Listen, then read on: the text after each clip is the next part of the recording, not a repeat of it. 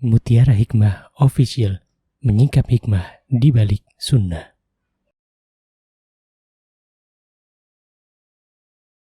Salurkan donasi terbaik Anda untuk mendukung dakwah Mutiara Hikmah Official.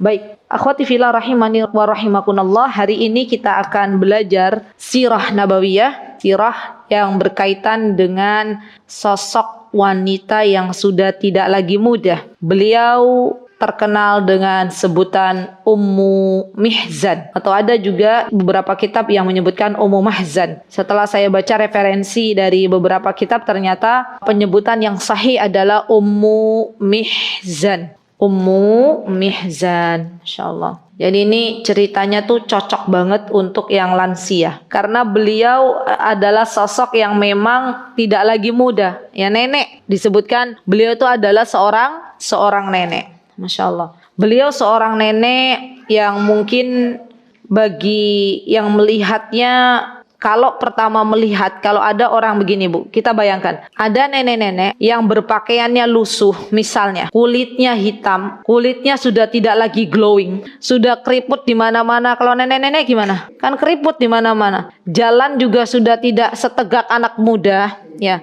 Kerjaannya ngambilin sampah, nyapu teras masjid, bersih-bersih masjid. Kira-kira kalau ada di zaman kita sekarang ini, kalau ada orang perempuan demikian, nenek-nenek, kira-kira ada nggak orang yang memandang sebelah mata? Ada nggak? Ada nggak orang-orang yang memandang, itu kan paling dia cuman ya kayak gitu, udah cantik juga udah nggak cantik gitu ya. Kulitnya hitam, keriput, kerjaannya cuman bersih-bersih masjid, misalnya ngambilin sampah, nyapu halaman parkir. Kira-kira ada nggak orang yang meremehkan? Sebagian orang. Ada? Ada. Namun orang-orang beriman, ia tidak akan meremehkan sekecil apapun amal solih yang dilakukan oleh hamba Allah yang lain. Dan itu yang diajarkan oleh baginda Nabi kita Muhammad sallallahu alaihi wasallam. Jadi Ummu Mihzan ini tahu kalau harus berjihad sudah enggak mampu. Ya gimana, orang berjihad itu kan butuh tenaga ya Bu ya. Nanti yang lain sudah pada di depan, ini nenek-nenek jalan aja pakai teken, pakai tongkat, ditinggal nanti. Jadi beliau subhanallah adalah seseorang yang tahu akan kemampuan dirinya. Beliau kalaulah misalnya harus berkumpul untuk belajar menuntut ilmu waktu itu ya Bu, dengan para sahabiah yang muda, mungkin beliau juga menganggap, ya Allah, rasanya boyokku udah gak kuat gitu. Lah sudah sepuh, sudah lansia, tapi beliau itu mencari sesuatu yang mampu beliau kerjakan setiap hari, istiqomah. Beliau adalah seorang yang radhiyallahu anha, semoga Allah meridhoinya, yang tahu atas kapasitas dirinya dan tidak memaksakan sesuatu yang tidak mampu ia kerjakan. Maka menurut beliau, yang mampu beliau kerjakan adalah memunguti sampah yang ada di Masjid Nabawi kala itu. Jadi memunguti sampah yang ada di sekitar Masjid Nabawi, ibu-ibu, dipunguti sampahnya, disapu, dibersihkan. Itu kerjaannya beliau. Dan memang subhanallah, biasanya simbah-mbah itu orang kampung, orang desa. Ibu pernah lihat enggak? Termasuk simbahnya suami saya, orang Gunung Kidul itu, beliau itu senang sekali yang namanya nyapu masjid, nyapu sekitaran masjid. Kata beliau, kan kita para cucunya, anak-anaknya sudah bilang, "Mbah, sampun Mbah, Yusoni pun sepuh, pun istirahat mawon, dah di dalam rumah aja, istirahat." Kata beliau, "Le, kalau saya nggak nyapu teras masjid, nggak nyapu pelataran masjid, iki malah awakku lara kabeh," katanya. Badannya malah sakit semua. Justru dengan bergerak, dengan nyapu, dengan bersih-bersih itu malah enak kitanya. Subhanallah, lihat bagaimana orang tua itu kadang berbeda pendapat dengan anak muda. Anak muda maunya orang tuanya duduk, istirahat, makan gitu ya. Tapi orang tua enggak. Nah, sikap kita seperti apa? Anak-anak muda nih. Kalau orang tua maunya begini, selagi keinginan mereka nih, para lansia nih yang ada di depan kita ini, tidak melanggar syariat, maka dibiarkan. Karena itu adalah kesenangan bagi mereka. Nggih mboten Eyang. Eyang salah mah hobinya naik sepeda. kemana-mana sepedaan.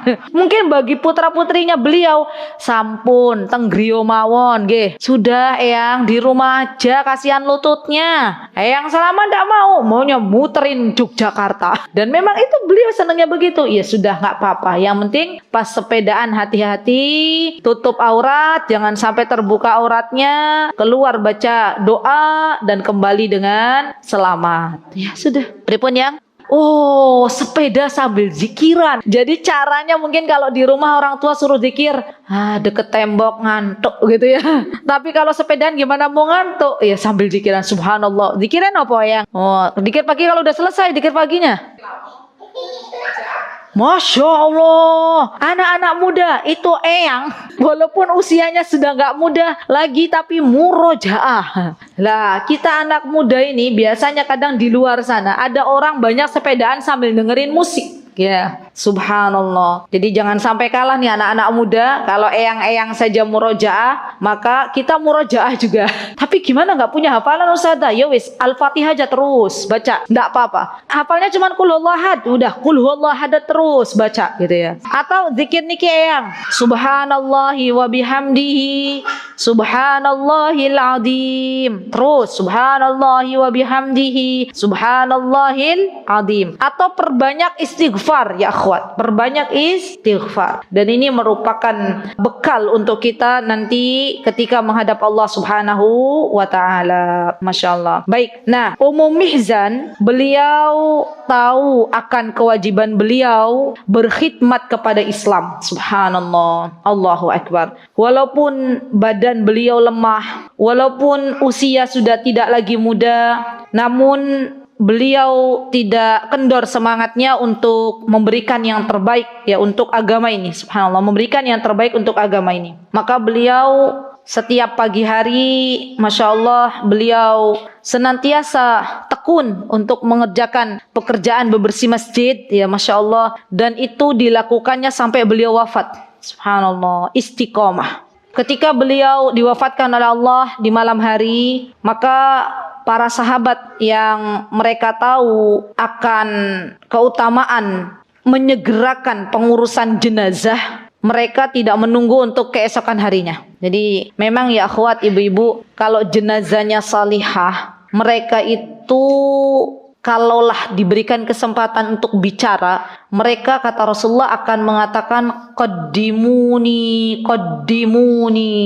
Ayo segerakan pengurusanku. Saya sudah nggak sabar lagi pengen lihat kenikmatan kubur. Sudah nggak sabar lagi pengen lihat gambaran surga itu seperti apa. Ya. Dan bagi kita yang hidup, hendaklah tidak berlama-lama dalam mengurusi jenazah atau sampai akhirnya jenazah itu dibiarkan 2 hari atau 1 hari. Kalau bisa cepat maka dipercepat. Begitu pula dengan para sahabat ridwanullahi alaihim. Ketika mereka tahu bahwa Ummu Mihzan meninggal dunia, maka mereka pun bersegera untuk mengurusnya. Subhanallah. Sampai ketika mereka melihat Rasulullah sallallahu alaihi wasallam dalam keadaan tertidur, mereka tidak membangunkan Rasulullah SAW. Dan ini diantara adab yang dilakukan oleh para sahabat, ibu-ibu. Jadi para sahabat itu adalah sosok yang tahu adab. Siapa sih sahabatnya Nabi, ibu-ibu? Definisinya sahabat itu apa, ibu-ibu? Yang ketemu kanjeng Nabi, terus meninggal dalam keadaan muslim. Masih ada lagi yang hanya bertemu saja. Berarti yang bertemu dengan kanjeng Nabi dan meninggal dalam keadaan muslim. Dan ketika Rasulullah hidup, dia dalam keadaan beriman. Ya, sezaman dengan Rasulullah, beriman kepada Rasulullah, meninggal dalam keadaan beriman. Itulah para sahabi radhiyallahu anhu. Mereka adalah orang-orang yang sangat dekat dengan Rasulullah sallallahu alaihi wasallam. Cintanya mereka menjadi hal yang patut kita contoh ya, bagaimana mereka itu mencintai Allah dan Rasulnya di atas segalanya ya. Ada para sahabat yang akhirnya meninggalkan keluarganya karena keluarganya belum mau masuk Islam, dan perjuangan mereka itu luar biasa, ibu-ibu.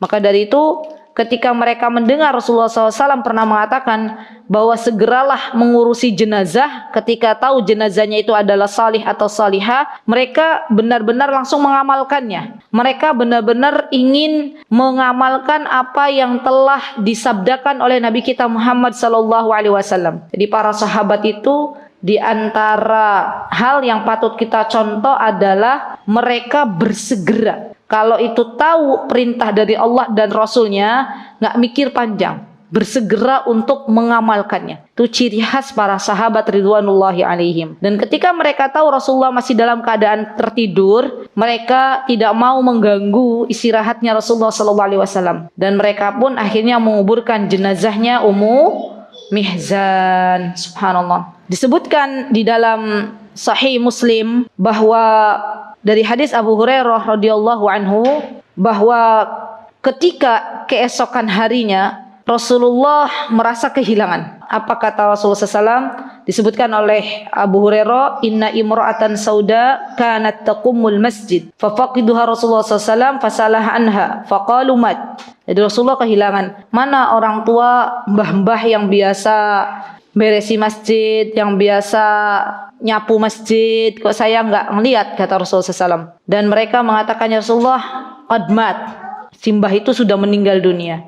Rasulullah SAW waktu itu sempat kaget, ya, karena beliau tidak diberitahu oleh para sahabat bahwa si mbah itu telah meninggal dunia. Maka kemudian kata Rasulullah SAW, kenapa kalian tidak memberitahuku? Ya, kenapa kalian tidak memberitahukan kepadaku bahwa Ummu Mihzan ini telah meninggal dunia? Dan para sahabat menyebutkan alasannya bahwa Rasulullah SAW ketika itu dalam keadaan tertidur dan mereka tidak mau mengganggunya. Subhanallah, ketika itu Rasulullah mengatakan, Dalluni itu tunjukkan saya, ala qabriha, di mana kuburnya Ummu Mihzan. Dan waktu itu kuburannya Ummu Mihzan dikubur di pekuburan Baqi, ibu-ibu. Subhanallah. Dan sebuah kebahagiaan bagi seorang muslim dan muslimah apabila diwafatkan di kota Madinah. Apa kata Rasulullah SAW? Di antara doa yang seharusnya kita panjatkan kepada Allah adalah agar diwafatkan di kota Nabi. Kata Rasulullah SAW, kalau kalian bisa meninggal di kota Nabi, maka meninggallah di kota Nabi.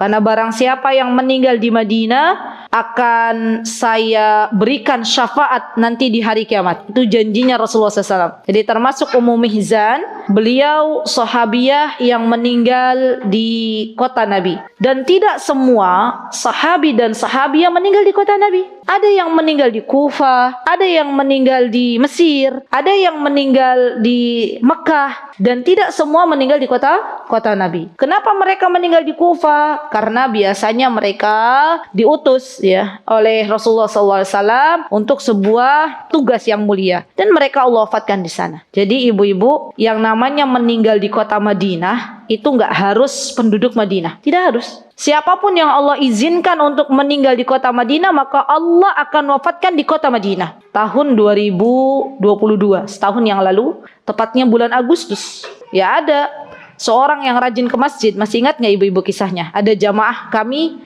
yang berangkat bersama kami tahun 2022. Saya masih ingat itu bulan Agustus, akhir Agustus. Beliau setiap hari, ternyata amal solih beliau itu seorang bapak-bapak, kalau sebelum subuh beliau sudah berada di masjid, dan beliau yang khusus muadzin subuh ya, karena beliau kalau pagi harus sudah berangkat ke kota Yogyakarta. Beliau dosen ya, dosen mengajar. Jadi kalau pagi dari arah Magelang tuh kadang naik mobil, kadang nyepeda. Bisa dibayangin gak bu, nyepeda? Yang ada loh yang nyepeda dari Magelang ke sini, bukan jalan Magelang deket sini, Magelang ya, rumahnya tuh mau ke arah Ketep. Tahu ibu-ibu Ketep? Mau ke arah Ketep itu rumah beliau. Kami pernah sowan ke sana.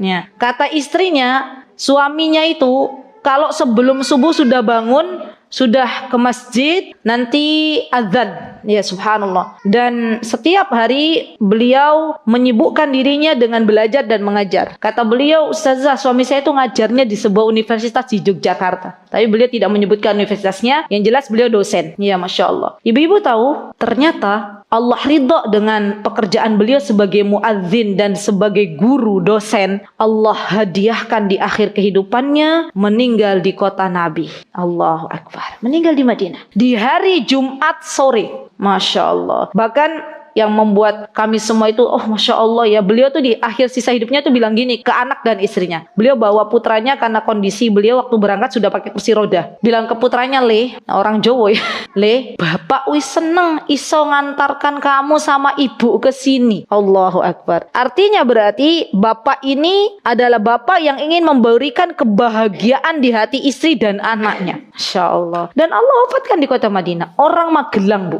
Orang Magelang, bukan orang Madinah, tapi Allah wafatkan di kota Madinah. Wong desa pula. Masya Allah. Dan biasanya orang-orang desa ini ya enggak semuanya. Ada sebagian orang-orang desa itu justru yang hatinya bersih ya Mbah, yang ya nggak tahu yang namanya sosial media. Karena sekarang kita hidup, kalau orang kota kan banyak juga di sosial media. Dan ternyata setan juga ada di sana, bukan hanya di dunia nyata. Subhanallah. Maka dari itu yuk bareng-bareng kita semangatnya ibu-ibu. Kan kita nggak tahu, ibu-ibu ada yang tahu nggak meninggalnya di mana? Cung, saya kasih door prize, saya kasih hadiah. Ada yang tahu meninggalnya di mana? Nggak tahu. Orang Madinahnya saja, Bu, belum tentu Allah wafatkan di kota Madinah. Jadi kita sekarang yang masih hidup nih, masih punya kesempatan minta sama Allah. Bener-bener minta sama Allah. Ya Allah, semoga Allah wafatkan kita semuanya di kota Madinah dalam keadaan husnul khatimah. Masya Allah. Amin. Allahumma amin. Nah, Ummu Mihzan ini termasuk wanita yang beruntung. Wanita yang berbahagia. Kenapa? Karena Allah wafatkan di kota Nabi. Beliau dikubur di pekuburan Baqi'. Ibu-ibu tahu pekuburan Baqi'? Yang pernah masuk nggak? Nggak boleh kalau di sana.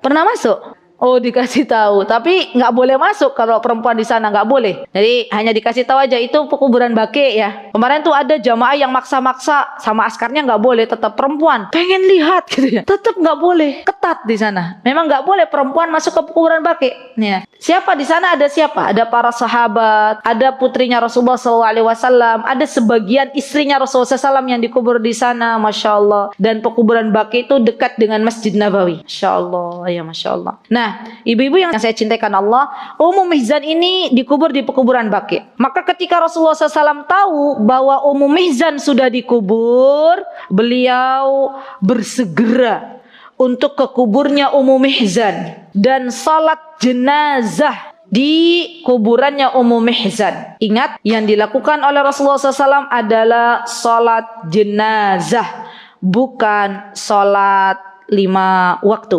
Maka siapapun yang salat jenazah dikubur, misal contoh begini, ini contoh kasus ya Bu, misalnya ada orang tua yang meninggal dunia, kemudian anaknya ada di luar negeri, contoh, atau anaknya ada di luar pulau, contoh, dan bisa pulang keesokan harinya, maka yang terbaik, apakah keluarga ini menunggu putranya sampai esok harinya, misalnya meninggal hari ini, putranya baru sampai besoknya misalnya, atau segera dikubur?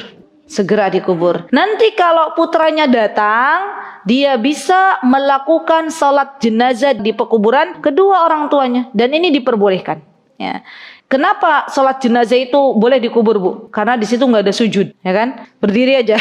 Dan ketahuilah ibu-ibu, ini saya ingin share sedikit bahwa setelah sholat jenazah itu tidak ada doa. Ya, saya kemarin sempat melihat ya waktu menyolati jenazah itu ada ibu-ibu habis sholat jenazah berdoa lagi. Kenapa? Karena di dalam sholat jenazahnya itu sendiri ada doa, ya kan? Bagaimana sih sholat jenazah itu ibu-ibu? Yang pertama baca surah Al-Fatihah. Yang kedua baca apa? Takbir kedua baca sholawat. Takbir ketiga baca doa. Untuk siapa? Untuk diri kita atau untuk mayit? Untuk mayit. Yang keempat baca doa. Jadi cukup doanya di sholat jenazah saja. Karena itu yang diajarkan oleh Nabi kita Muhammad sallallahu alaihi wasallam. Maka Rasulullah sallallahu alaihi wasallam pun mengatakan fasalla alaiha. Saya pun menyolati Ummu Mihzan di kuburnya Ummu Mihzan. Dan beliau mengatakan inna hadhil qubur mamlu'atun dhulmah. Subhanallah. Ya Rabb, kata beliau, sesungguhnya kubur itu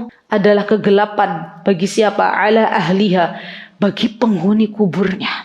Bu, kalau kita merenung kembali, melihat, ya nggak apa-apa, itu sebagai pengingat kita ya ibu-ibu ya. Lihat gambar kubur itu kira-kira besar atau kecil, Bu? Kecil.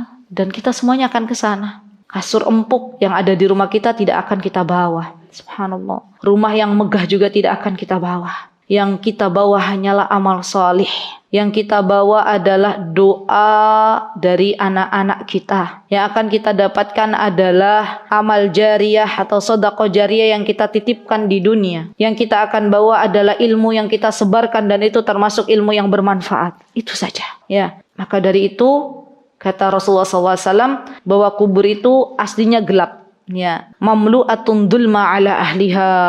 Ya, penghuni kubur merasakan kegelapan di dalamnya. Maka kata Rasulullah SAW, wa innallaha azza wa jal, dan sesungguhnya Allah subhanahu wa ta'ala yunawwiruha lahum bisolati alaihim. Kata Rasulullah SAW, sesungguhnya ketika saya salat di kuburnya Ummu Mihzan, maka kuburnya Ummu Mihzan akan diterangi oleh Allah subhanahu wa ta'ala. Saat ini para ahli kubur ya, yang ada di kubur, baik itu orang tua kita ataupun orang-orang yang kita cintai, yang mereka butuhkan adalah doa dari kita. Doa dari kita. Dan siapapun yang menanam kebaikan, hari ini banyak mendoakan orang tuanya yang sudah wafat misalnya, maka ia pun akan memanennya kelak. Ketika sudah berada di kubur, anak-anaknya akan digerakkan hatinya oleh Allah untuk mendoakan kedua orang tuanya. Maka jangan lupa ibu-ibu untuk terus mendoakan orang tua kita dengan sebuah doa, Rabbighfirli wa liwalidayya warhamhuma kama rabbayani shaghira. Atau doa misalnya ayahnya sudah meninggal, Allahumma ighfirlahu warhamhu wa'afihi wa'fu anhu wa akrim nuzulahu wa wasi' madkhalahu waj'al qabrahu rawdha min rawdatil jannah. Ya Allah, ampunilah dosa ayah saya, ya Allah kasihanilah ayah saya, ya Allah jadikanlah kuburnya taman dari taman surganya Allah subhanahu wa ta'ala. Subhanallah. Jadi kuburnya Ummu Mihzan diterangi oleh Allah subhanahu wa ta'ala karena salat yang dilakukan oleh Rasulullah sallallahu alaihi wasallam. Radhiyallahu anha, semoga Allah meridai Ummu Mihzan ya. Dan apa faidah atau mutiara hikmah yang bisa kita ambil dari kisah Ummu Mihzan? Yang pertama, ibu-ibu, ketahuilah bahwa kedudukan seseorang dalam status sosial atau strata sosial di masyarakat itu tidak perlu kita remehkan. Selagi ia menjadi orang baik, maksudnya orang baik itu dia tidak berbuat onar di masyarakat, misalnya dia tidak membuat sesuatu yang akhirnya membuat masyarakat berpecah belah misalnya, maka harus kita hargai ya, apapun pekerjaannya. Kenapa ibu-ibu kita tidak boleh meremehkan orang lain? Karena bisa jadi dia menjadi seseorang yang lebih baik daripada kita yang mengaku diri kita stratanya lebih tinggi daripada dia. Ya, Masya Allah, saya pun banyak mengambil pelajaran. Kita manggilnya, kalau orang sini manggilnya bude kali ya. Dari yang biasa membantu di rumah kami, biasa masakin ustazah ya, biasa bersama anak-anak menyiapkan snack. Itu Masya Allah, ibadahnya mungkin sama kita, Bu, jauh lebih baik beliau ya. Apa di antara ibadah beliau? Ini yang kita tidak boleh remehkan ya. Untuk saumnya saja beliau sudah saum Daud. Ya, beda sama kita. Kita saumnya Senin Kamis ya. Beliau sudah saum Daud. Dan beliau meminta izin kepada saya di awal beliau masuk untuk bergabung bersama kami itu, beliau bilang, Bu Ustazah, saya minta izin ya kalau sudah selesai masak atau pas di tengah masak, yang penting ini udah matang lah, saya izin sholat duha katanya. Masya Allah, sholat duhanya jalan, saumnya jalan, Bu. Padahal beliau sibuknya luar biasa ya. Dan kita nggak tahu amal ibadah apa yang beliau sembunyikan, itu baru yang saya tahu secara zahir. Maka dari itu kita tidak boleh meremehkan orang lain walaupun mungkin strata sosialnya lebih rendah daripada kita, karena kita nggak tahu, bisa jadi mereka adalah yang terbaik di mata Allah subhanahu wa ta'ala. Baik, yang kedua, diperbolehkannya wanita muslimah keluar rumah jikalau ada sebuah kepentingan ya. Contoh misalnya Ummu Mihzan, ia memiliki kepentingan untuk membersihkan masjid, maka dalam hal ini diperbolehkan bagi Ummu Mihzan untuk keluar dari rumahnya. Insyaallah. Begitu pula bagi kita para ibu-ibu, ketika kita ingin mencari ilmu, harus keluar misalnya menuju ke masjid, maka itu juga diperbolehkan. Atau misalnya kita mau berbuat baik kepada tetangga kita, ya, maka kita juga boleh keluar rumah untuk berbuat baik kepada tetangga kita, Masya Allah. Jadi boleh wanita itu keluar rumah untuk sebuah kepentingan, di mana kepentingan tersebut tidak melanggar syariatnya Allah Subhanahu wa Ta'ala. Namun, ada namunnya nih Bu, kalau wanita keluar rumah, ia harus tahu dulu adab keluar rumah bagi seorang muslimah. Ya, itu harus dipelajari. Misalnya apa? Contohnya adalah ketika keluar rumah tidak menimbulkan fitnah. Ketika keluar rumah dia berpakaian yang diajarkan oleh Allah dan Rasulnya. Ketika keluar rumah tidak memakai wangi-wangian. Ketika dia berada di luar rumah tidak bercampur baur dengan kaum laki-laki. Itu juga harus kita pelajari, ya. Jadi diperbolehkannya wanita keluar rumah dengan syarat dan ketentuan berlaku, Masya Allah ya. Berarti ibu-ibu dalam hal ini, kalaulah misalnya seorang wanita tidak punya kepentingan untuk keluar rumah, maka lebih baik, ya. Dalam Islam itu aturannya begitu, lebih baik dia di dalam rumah. Siapa yang berkata demikian? Bukan saya, tapi Allah yang menciptakan kita. Apa kata Allah? Waqarna fi buyutikun, dan tetap tinggallah di rumah-rumah kalian. Kalau untuk kepentingan saya mengajar, itu sebuah kepentingan, maka diperbolehkan. Tapi kalau nggak ada kepentingan untuk kita keluar rumah, maka sebaiknya di dalam rumah. Karena diamnya wanita di rumah itu banyak yang bisa ia lakukan. Masya Allah. Jadi kalau misalnya ada wanita tuh yang saya nggak betah kalau keluar rumah, pengennya dalam rumah, wah itu Masya Allah wanita yang masih lurus fitrahnya.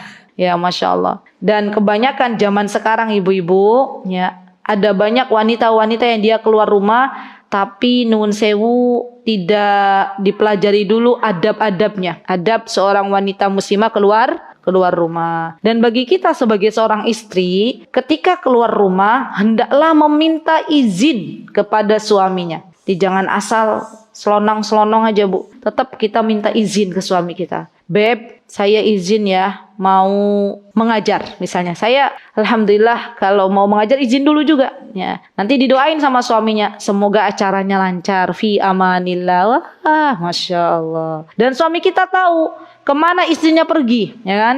Dan suami kita tahu, oh istrinya pergi ke sini. Dan ingat ibu-ibu, ini nasihat untuk diri saya dan teman-teman semuanya, dan ini bekal untuk yang belum menikah. Kalau kita izin ke suami kita, sayangku, ini adab wanita keluar rumah ya, saya izin mau ke MPB.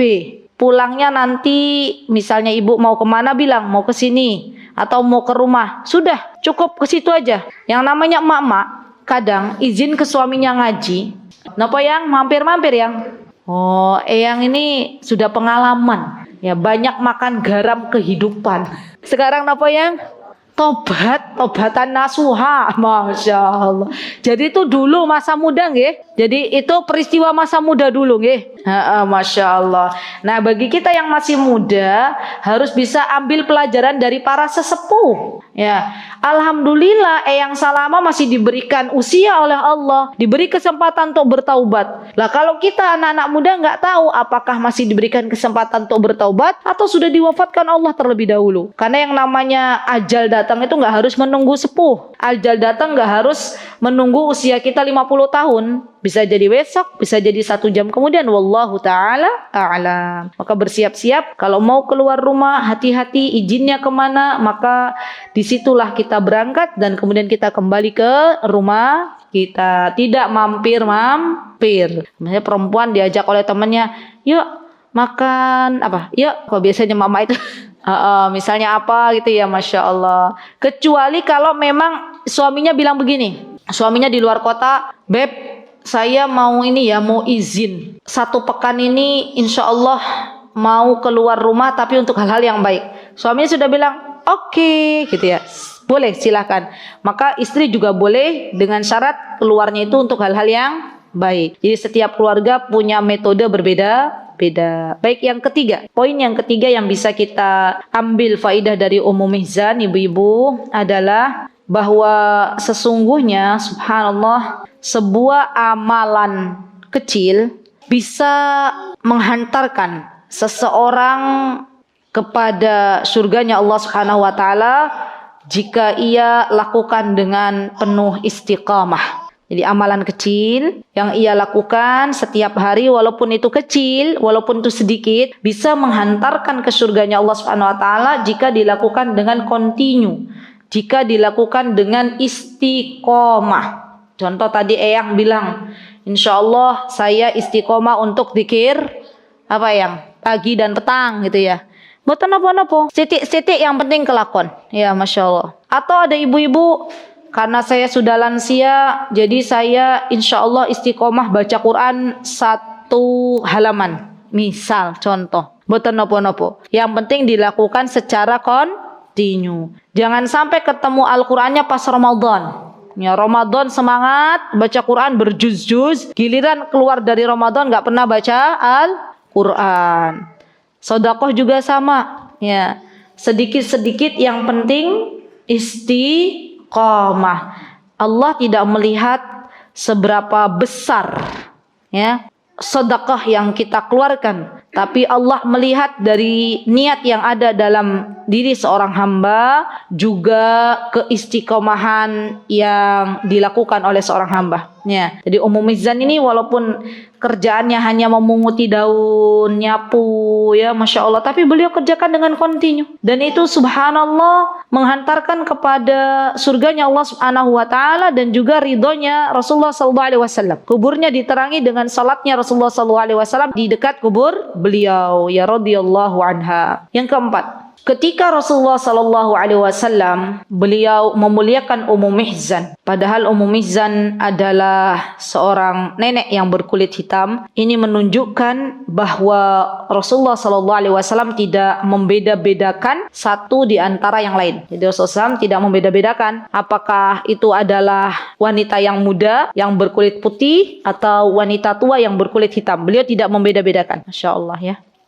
Subhanallah. Terakhir, yang kelima, kita tidak boleh memandang sebelah mata kepada saudari kita selagi dia adalah seorang muslimah. Ya, seorang muslimah. Siapapun orangnya, kalau dia seorang muslimah, kita tidak boleh memandang sebelah mata. Subhanallah. Kenapa kita tidak boleh memandang sebelah mata? Kenapa kita tidak boleh mengejek? Kenapa kita tidak boleh menghina? Karena kalau hobinya kita menghina orang lain, hobinya kita merendahkan orang lain, hobinya kita memicingkan sebelah mata kepada orang lain, maka disitulah jalan setan masuk. Ya, akan ada kesombongan dalam dirinya. Na'udzubillah summa na'udzubillah. Dan ketahuilah wahai ibu-ibu yang saya cintai karena Allah, kita pun tidak boleh menyombongkan amal solih yang sudah kita lakukan. Kenapa? Karena bisa jadi orang yang selama hidupnya dia mengerjakan amalan penduduk surga. Ya, sholat malamnya rajin, puasa Senin Kamisnya rajin, sedekahnya banyak, baca Qur'annya berjuz-juz misalnya, dakwahnya oke misalnya, berbuat baik kepada orang lain bagus, tapi ternyata misalnya na'udzubillah ada kesombongan dalam dirinya, ya, fulanah teman saya itu jarang ngaji. Fulanah teman saya itu nggak pernah puasa Senin Kamis. Fulanah teman saya itu paling kalau sedekah cuman segitu, beda dengan saya. Misal, contoh. Maka ada kesombongan dalam hatinya. Dan kesombongan ini yang kelak akan menghantarkannya kepada su'ul khatimah. Na'udzubillah summa na'udzubillah. Ada dalam hadis disebutkan ya, bahwa ada seseorang yang di dunianya mengerjakan amalan penduduk surga, tapi ternyata Allah wafatkan dalam keadaan su'ul khatimah. Dan Syekh Utsaimin menjelaskan bahwa di antara penyebab dia mendapatkan su'ul khatimah adalah kesombongan yang ada dalam dirinya, meremehkan orang lain. Jadi kita tidak boleh, walaupun mungkin casing kita bisa jadi mungkin menurut dohir lebih baik misal, tapi kita jangan pernah menganggap kita yang terbaik. Ya, sama Kita semuanya sama hamba Allah Subhanahu wa taala, dan apa yang bisa kita lakukan untuk saudari kita saling mendoakan, saling mendoakan dalam kebaikan, saling mendoakan untuk menjadi hamba Allah yang terbaik, saling mendoakan kalau dia masih hidup, kita doakan semoga Allah Subhanahu wa taala memberikan kebahagiaan untuk hidupnya. Kalau sudah meninggal, kita doakan saudari muslim kita semoga Allah mengampuni dosanya. Ya, maka dari itu ketika kita berziarah kubur, maka apa doanya? Apa doa ziarah kubur ibu-ibu? Assalamualaikum ya ahlal kubur minal muslimat wa ya ahlad diyar minal muslimina wal muslimat wa inna insya'allahum lahiqun. Ya subhanallah. Dan ini adalah doa untuk para ahli kubur. Jadi sekarang kita mulai belajar dari kisahnya Ummu Mihzan. Kita bisa dapati bahwa seseorang baik di mata Allah bukan karena status sosial, tapi seseorang baik di mata Allah karena amal salih yang ia lakukan benar-benar hanya untuk meminta ridhonya Allah Subhanahu wa ta'ala. Wallahu ta'ala a'lam. Itu yang bisa saya bagi pada hari ini ibu-ibu. Semoga kita bisa belajar dari Ummu Mihzan untuk terus mengabdikan diri untuk Allah dan Rasulnya, untuk agama yang mulia ini, dan jangan pernah takut. Barang siapa, ini janjinya Allah, janjinya Rasulullah, yang di hidupnya, di dalam kehidupannya dia berkhidmat untuk Islam, maka Allah akan berikan hadiah yang terbaik bagi dirinya. Baru kemarin hari Ahad ada sepasang suami istri orang Jogja ya, Masya Allah. Dua-duanya da'i dan da'iyah, Masya Allah. Dua-duanya banyak menyebarkan manfaat untuk orang banyak di Yogyakarta. Suami istri bu, meninggal di hari yang sama, beda 7 jam saja. Ya, dan dua-duanya tuh suami istri tuh waktu di dunia kerjaannya sibuk berkhidmat untuk umat. Lihat bagaimana Allah mengatur skenario kehidupan mereka berdua. Lihat, subhanallah. Padahal yang sakit duluan istrinya, suaminya nengok, ya. Tapi yang dipanggil duluan siapanya? Suaminya. Ya subhanallah. Dan Allah tahu kalau suaminya meninggal, siapa yang mau mengurusin? Gak ada yang ngurusin misalnya. Maka Allah wafatkan istrinya nyusul 7 jam kemudian. Subhanallah. Ibu-ibu boleh minta sama Allah? Boleh? Ya boleh minta.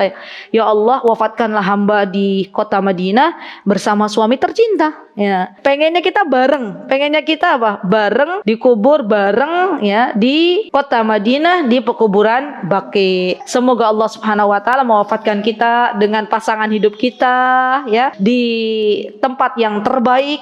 Dan bagi siapa yang sudah dipanggil duluan salah satunya pasangan hidupnya, semoga Allah kumpulkan lagi nanti di surga Firdaus tertinggi. Amin. Allahumma amin. Aqulu qauli hadza wa astaghfirullah li wa lakum wa akhiru da'wana alhamdulillahi rabbil alamin. Wassalamualaikum warahmatullahi wabarakatuh.